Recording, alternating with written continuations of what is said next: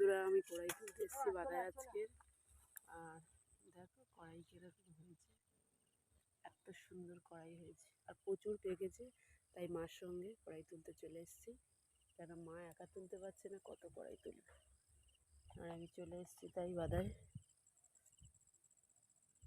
চলে এসেছি কড়াই তুলতে চলে এসেছি।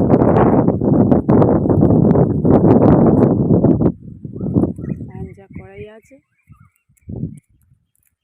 5 দিন তুলতে হবে, তবে কড়াই তোলা শেষ হবে।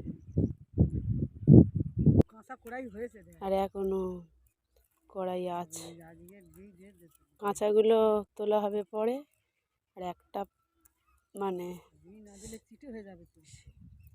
না, আগে একবার তোলা হয়ে গেছে, ফের এইগুলো তোলা হচ্ছে পাকা, আবার এই কাঁচাগুলো আছে, এগুলো হবে। আবার এই ফুল আছে, হবে। আবার এই ছোটো ছোটো কড়াই এইগুলো আছে, এইগুলো এইসব হবে।